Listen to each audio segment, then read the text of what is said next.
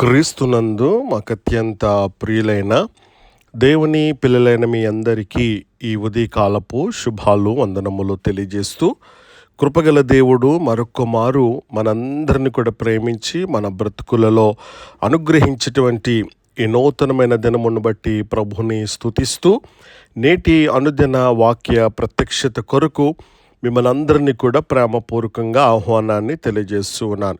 రండి, పరిశుద్ధ గ్రంథమైన బైబిల్ నుండి యెషయా ప్రవచన పుస్తకం 61వ అధ్యాయం 7వ వచన భాగంలో దేవుని వాక్యం ఈ రీతిగా సెలవిస్తూ ఉంది. మీ అవమానమునకు ప్రతిగా రెట్టింపు ఘనత నొందుదురు. మీ అవమానమునకు ప్రతిగా రెట్టింపు ఘనత నొందుదురు. ప్రభునందు ప్రియ దేవుని బిడ్డలారా, చదవబడినటువంటి లేఖన భాగమును మనము జాగ్రత్తగా పరిశీలించగలిగినట్లయితే, ఈ లోకంలో ఎవరు కూడా అవమానం అనేది కోరుకోరు. కానీ దేవుని పిల్లల జీవితంలో కొన్నిసార్లు అవమానం అనేది ఒక పరీక్షగా వస్తూ ఉంటుంది. అయితే కృపగలటువంటి దేవుడు అవమానముతో కథను ముగించుడు కానీ ఘనతతో ముగిస్తాడు. దేవునికి మహిమ కలుగునుగాక. ఈ యెషయా గ్రంథం 61వ అధ్యాయం చెబుతున్నటువంటి గొప్ప వాగ్దానం ఏమిటంటే, అవమానమునకు ప్రతిగా దేవుడు ఏమిస్తాడంట? రెట్టింపు ఘనతనిస్తాడంట. దేవునికి స్తోత్రం. అవమానం శాశ్వతం కాదు, దేవుని సమయం వస్తుంది. బైబిల్లో అనేక మంది దేవుని సేవకులు మొదట అవమానాన్ని ఎదుర్కొన్నారు. ఉదాహరణకి యోసేపు తన సహోదరుల చేత అమ్మబడ్డాడు. దావీదు తన సొంత కుటుంబంలో తక్కువగా చూడబడ్డాడు. అన్న అపహాస్యాన్ని అనుభవించింది. యోబు తీవ్రమైనటువంటి అవమానాన్ని ఎదుర్కొన్నాడు. కానీ చివరికి దేవుడు వారిని ఘనపరిచాడు, దేవుడు వారిని హెచ్చించాడు, వారి జీవితాల్లో గొప్ప కార్యాలు జరిగించాడు. దేవుడు ఆలస్యం చేయొచ్చు, కానీ ఆయన వాగ్దానాన్ని ఎప్పుడు కూడా విఫలం చేయడు అనేటువంటి సత్యాన్ని మనం గమనించవలసిన వారమై ఉన్నాం. ఈరోజు నువ్వు ఎలాంటి అవమానం గుండా వెళుతూ ఉన్నప్పటికీ దేవుడు నిన్ను అవమానపరచడు, రెట్టింపు ఘనతను నీకు ఇస్తాడు. దేవుడు అవమానాన్ని ఆశీర్వాదంగా మార్చగలడు. దేవునికి మహిమ కలుగునుగాక. రోదనను నాట్యముగా, బూడిదను అందమైనటువంటి కిరీటంగా, దుఃఖాన్ని సంతోషంగా మార్చేటువంటి దేవుడు మన దేవుడు. ఉదాహరణకి అన్న ఎన్నో సంవత్సరాలు అవమానించబడింది, కానీ ఒక ప్రార్థన తర్వాత ఆమె సమయలను పొందింది.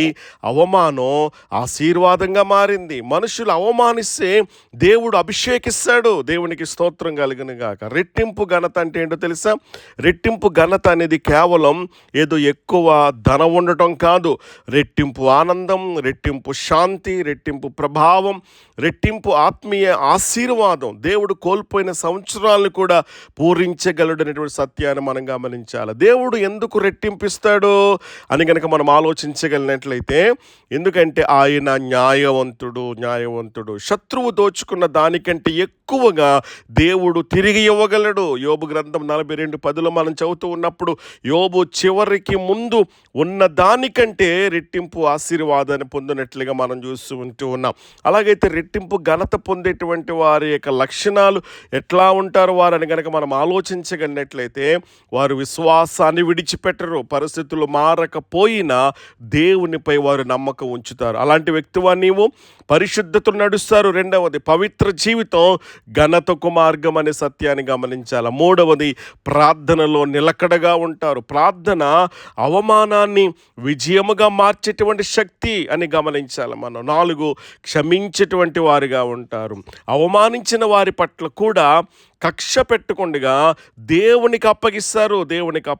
అవమానం తర్వాత వచ్చేటువంటి ఘనతకు బైబిల్లో మనం చూడగలిగినట్లయితే, యోసేపు చెరసాల నుండి ఐగుప్తు ప్రధానాధికారిగా నియమించబడ్డాడు. అన్న అవమానము నుండి ప్రవక్త తల్లిగా దేవుడు మార్చాడు. ఎస్తేరు అనాథ నుండి రాణిగా దేవుడు మార్చాడు. దావీదు గొర్రెల కాపరు నుండి మహారాజుగా చేశాడు. యోబు కష్టాల నుండి రెట్టింపు ఆశీర్వాదాలకు మార్చినట్లుగా మనం ఉంటూ ఉన్నాం. అలాగైతే కనుక ఈ రోజున ఈ వాగ్దానాన్ని మనం ఎలా సొంతం చేసుకోవాలా? దేవుని సమయాన్ని నమ్మాలి. నిరాశకు ఏమాత్రం కూడా లొంగిపోకూడదు. దేవుని వాక్యాన్ని గట్టిగా పట్టుకోవాలి. దేవుని వాగ్దానాన్ని మనం నమ్మాలి. ప్రార్థన విడిచిపెట్టకూడదు. కృతజ్ఞతతో మనము జీవించవలసినటువంటి వారమైన. అలాగైతే కనుక ఈ రోజున నువ్వు ఎలాంటి అవమానాన్ని అనుభవిస్తూ ఉన్నప్పటికీ, ఒకవేళ కుటుంబముల అవమానమా, ఉద్యోగముల అవమానమా, పరిచర్యల అవమానమా, ఆర్థిక ఇబ్బందుల వలన అవమానమా, చదువుల్లో అవమానమా, ఈరోజు కృపగల దేవుడు మనతో మాట్లాడుతున్నటువంటి మాట ఏంటో తెలుసా?